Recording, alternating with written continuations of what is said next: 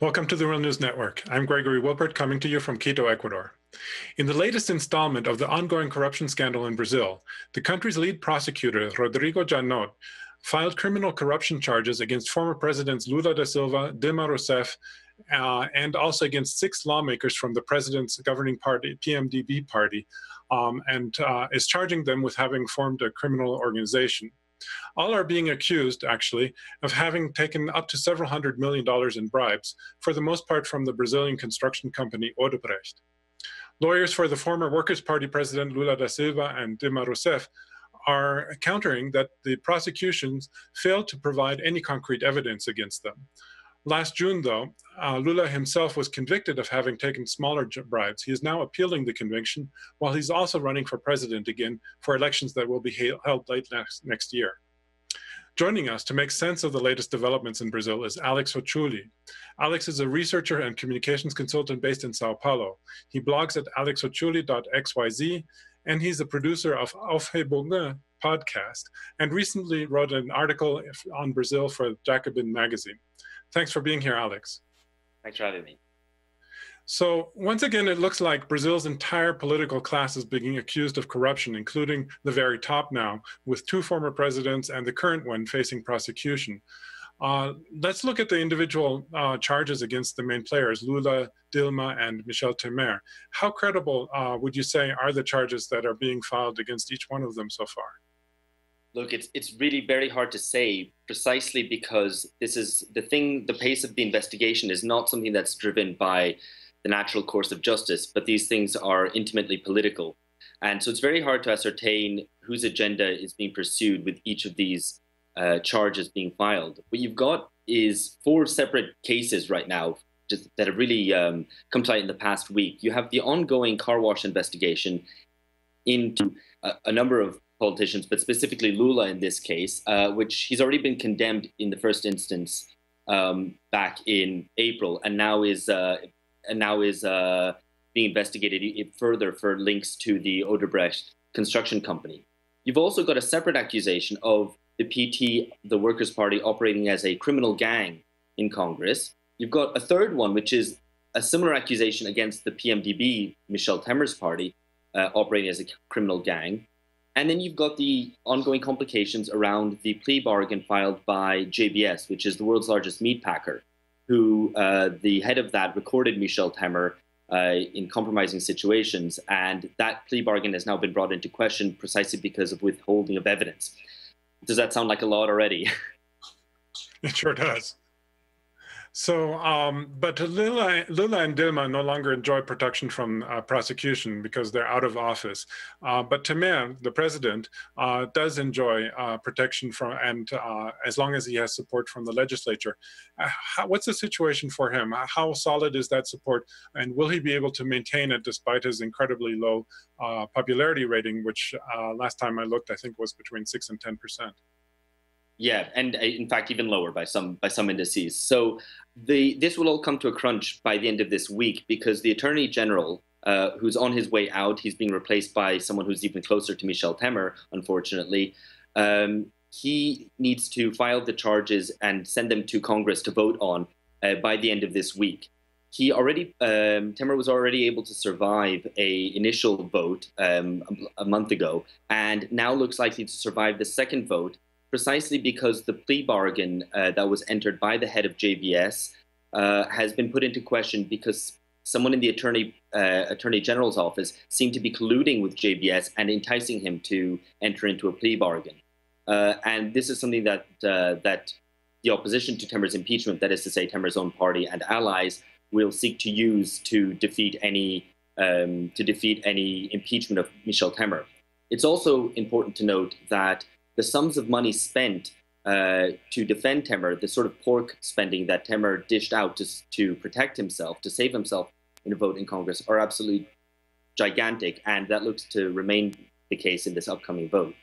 So what about the state of the PT in all of this? On the one hand, Lula remains the most popular politician in Brazil, but now he might be taken down by the prosecution and by the judiciary. If he is, what would that mean for the PT and for the left more generally? Well, look, I mean, we have a fairly unprecedented situation in that the Brazilian political elite is completely at sea and has really lost control of the situation, with several intersecting elements of the political class at each other's throats. But at the same time, you don't have a left-wing force which would be able to overturn the situation or take hold of the situation, precisely because the PT is pretty much banking on voting Lula into power in 2018, in the 2018 elections. It doesn't really have a very much of a backup plan. Its presidential candidates who would run in for the PT were Lula to be charged and arrested are underwhelming and don't have nationwide support in the way that Lula does. So it looks pretty grim for them, and it also looks pretty grim for the non-Workers' Party left, who lack the social base that the Workers' Party has, and also lack a clear and coherent program. So it seems to be a sort of downfall on all sides, with no real exit either from the traditional political elite or from alternative or left-wing forces. Well, that leaves, of course, the far right, which, as we've reported in the past, there's a far right-wing candidate, the so-called Donald Trump of Brazil, Bolsonaro, who's running for president and seems to be gaining popularity. How do you see his chances in the current context, and will he enjoy the support of the country's elite if he were to be elected? I think we should be, first of all, clear that he's far to the right of someone like Donald Trump, who he is far more ideologically wedded to an authoritarian, militarist nationalism and to a hygienist agenda. I'm questioning how much support he actually has. To give an example, the investor class, the business class, actually only support him by something like 3% in a recent poll amongst large investors. So he's not going to get support from the traditional elite of Brazil. What might change that situation and might make him a more viable candidate would be a breakdown in social order. And that is a really big concern. I mean, already the state of the rate of violence in the state of Rio de Janeiro has massively increased. And a further breakdown in social order might make a very authoritarian, quasi-fascist candidate like Jair Bolsonaro seem a more appetizing option to the elite than it currently is. Tell us more about this breakdown of social order. I mean, where is it coming from? What's behind it? I mean, even over the course of the Workers' Party governments in power, so over the past decade and a half, you've had an increase in violence, largely driven by criminal cartels and drug gangs in the Northeast, in state capitals which were previously more pacific than they currently are. And this outbreak in violence and across the whole north of the country, in the Amazonian region, as well as in various other cities, is quite severe. And in Rio de Janeiro, you have a state which is now practically bankrupt, is unable to pay police officers and so on. And so the security situation has seriously degraded. And that is something which remains to be seen whether it will tip over into something far worse, which would lead to more drastic political solutions. And so is the corruption investigation contributing to this, would you say? I think the important thing to note is that the elite has completely lost control of the situation. And this is really unprecedented. And the only reason it's able to hang on is because I think there's two things. One, economically, despite the deep, deep recession, which Brazil may be starting to come out of, the stock market reached an all-time high.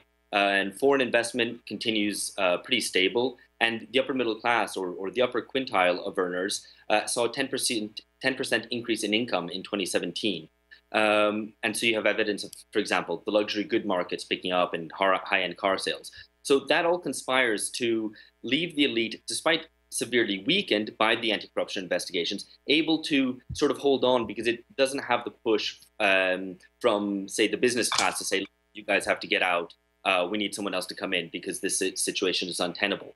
That said, they're unable to really push through any sort of progressive reforms, and they don't even want to. The only agenda that this government has until it gets chucked out at the time of the 2018 elections is to pass some of the most swinging neoliberal reforms seen anywhere, effectively making the poor pay for the crisis.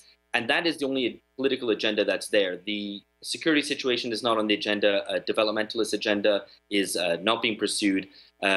So this is the situation in which the elite is effectively pursuing a slash and burn reform agenda before it gets chucked out, and before perhaps they all get arrested as well. Well, finally, how is the general public taking up this corruption investigation, especially now that the entire political elite is becoming more and more involved in charges against them? Does the investigation continue to have some popular support, and how is it more generally being perceived, or is it being perceived as something biased and partial?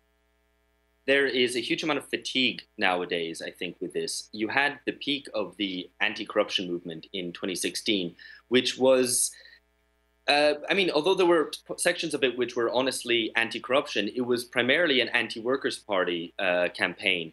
And since the Workers' Party has been impeached and chucked out of office in what some call a parliamentary coup, the fervor for anti-corruption politics has somewhat decreased. And a lot of for example, some of the more right-wing social movements which were leading the anti-corruption investigations have really pulled their punches with Michel Temer, thinking he's probably the better of a bad bunch. And so the sort of fervor that there was behind the anti-corruption investigations, the popular fervor, has significantly decreased, partially because there doesn't seem to be any exit to Brazil's perpetual political and economic crisis. So there's very little to inspire people. That said, certainly from the perspective of the left, there was a massive general strike back in April, followed by a much smaller one in June. But we've seen very little popular response to the crisis since then.